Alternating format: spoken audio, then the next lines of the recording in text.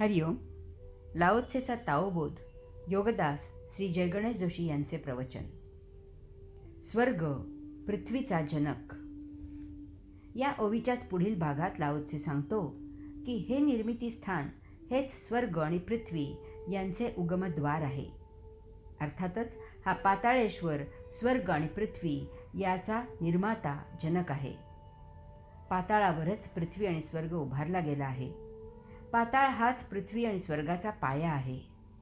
पाताळ हेच पृथ्वी आणि स्वर्ग या मागील कारण आहे. स्वर्ग म्हणून काही निराळे स्थान नाही, ते येथेच आहे.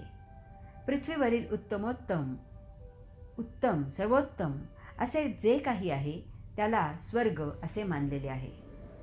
तेथे दुःख मृत्यू नाही. सर्व काही कसे छान छान असते. तसेच पृथ्वीवरील वाईटातील वाईट, नीचतेतील नीच असे जे काही आहे त्याला नरक असे मानलेले आहे. तेथे सुखाचा अभाव आहे. तेथे नित्य जिणे इतके पीडादायी आहे की आणखी निराळा मृत्यू येण्याचे कारण नाही. नित्यक्षणी तेथे मृत्यू अनुभवला जातो. सर्वोत्तम आणि सर्वात नीच यामधून जे मधले उरते त्याला मृत्यूलोक असे मानलेले आहे. येथे मध्यम जीवन आहे.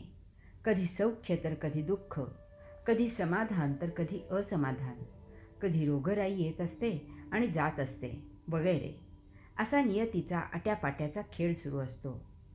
विश्वाची निर्मिती स्त्रैण शक्तीमधून झाली आहे. स्त्रैण शक्तीमधूनच पौरुष आणि स्त्री निर्मित झालेले आहेत.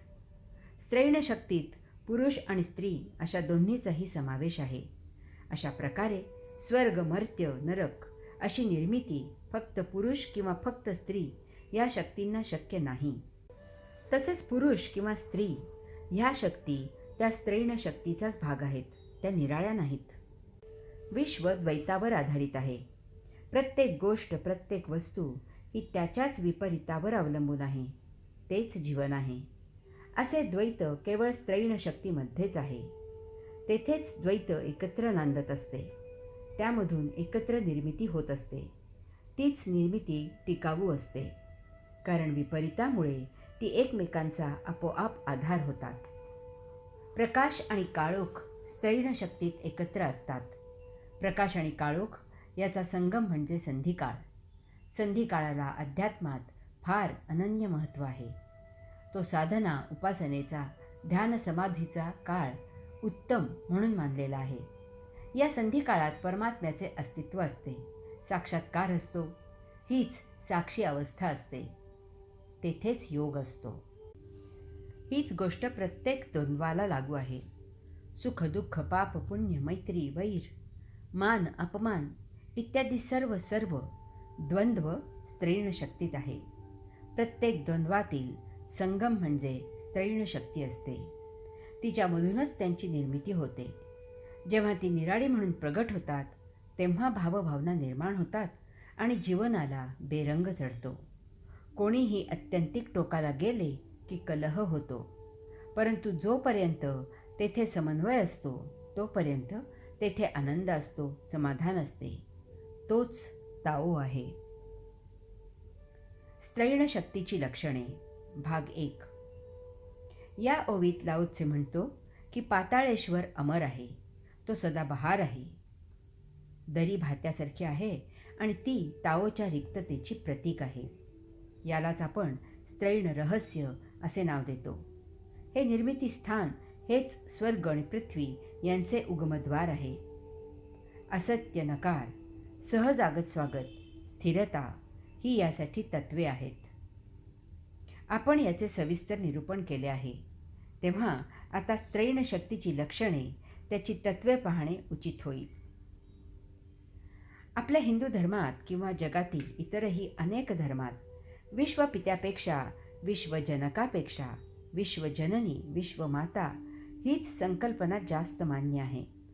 परमात्म्याला आई म्हणून जास्त जवळ केलेला आहे. त्याला विश्वमाऊली असे लढिवाळ रूप दिले आहे.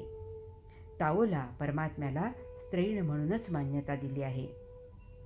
यामागे अनेक मूलभूत कारणे आहेत आणि तीच स्त्रैण शक्तीची लक्षणे आहेत, तत्वे आहेत. परमात्मा म्हणजे परम पावित्र्य, परमशुद्धता असते. अशी परम फक्त स्त्रैणातच शक्य आहे. हे पुरुषात नैसर्गिकपणे शक्य नाही. एका ठराविक वयानंतर मूल पुरुष होते आणि त्याच्या अंतापर्यंत ते पुरुषच राहते. परंतु मुलगी एका ठराविक वयानंतर स्त्री होते आणि नैसर्गिकपणे 40-45 वयापर्यंत ती आपोआप श्री होते. परमपवित्र परमशुद्ध स्त्रैण होते. जो अध्यात्माची उपासना करतो तो मुमुक्षु, साधक, संन्यासी, योगी असा जीवनाचा प्रवास करतो. तो स्त्रैण होऊ लागतो. तो परमात्म्याच्या सन्निध जाऊ लागतो. आपण परमात्म्याचे चित्र दाढी मिशा असलेले काढत नाही. अध्यात्मामुळे जीवनात एक समन्वय, स्त्रैण, ताओ आपोआप येतो. कोणत्याही अत्यंतिक टोकाला जाण्यापेक्षा समन्वयावर, शून्यावर राहायला आवडते. कारण तेथे ताओ असतो, परमात्मा असतो. स्त्रीची शारीरिक ताकद सोडल्यास प्रत्येक बाबतीत ती महान आहे. शारीरिक पराक्रम हा प्रांत पौरुषत्वाचा आहे. तेवढा सोडल्यास स्त्री ही पुरुषापेक्षा सर्वत्र पुढे आहे. परंतु एवढा पराक्रम गाजवून इतर बाबतीत पुरुषाला स्त्रीची गुलामगिरी पत्करायला आवडली नाही. त्याने आपल्या मनगटाच्या पराक्रमाच्या जोरावर तिला नमवले.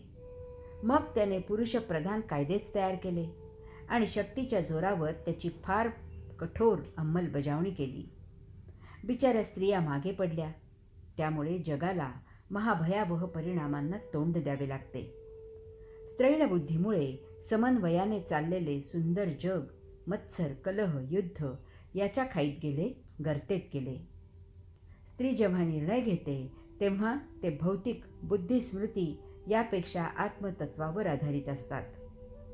ती भौतिक विचार करत नाही. ती आतली आत्मसंवेदना जाणते आणि त्याप्रमाणे निर्णय घेते.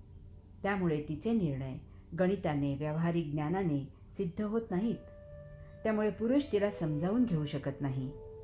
त्याला ती सकृत दर्शनी चूक वाटते. परंतु प्रत्यक्षात तिचाच निर्णय योग्य ठरतो. अर्थात बहुतांशी नुकसान झाल्यावर. हरि ओम.